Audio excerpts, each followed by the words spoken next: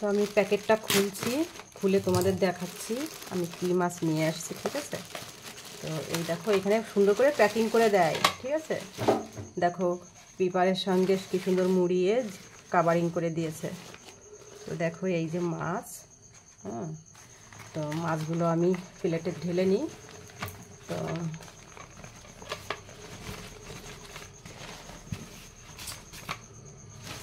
মানে এইগুলো কি মাছ, হ্যাঁ দেখো এইটা বাটা মাছের মতনই, কিন্তু বাটা মাছ না। ঠিক আছে, তো এটা অন্য মাছ, মানে কি নাম আমি জানি না। এইগুলো এই সব মাছ এইখানে নদীতে পাওয়া যায়।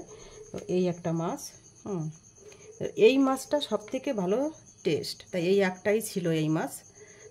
তো এই একটাই আমাকে দিয়েছে, একটাই ছিল, খুব সুন্দর টেস্ট। আর এই মাছগুলো আলাদা করে কিনতে গেলে পরে 600 টাকা 700 টাকা কিলো পড়ে যায়।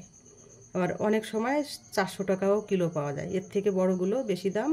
আর এইগুলো মানে 400 টাকা থেকে শুরু। অনেক সময় যখন মাছের একটু মানে পাওয়া যায় না তত, সেই সময়টা 400-500 টাকা কিলো হয়ে যায়, 500-600 টাকা এরকমই হবে।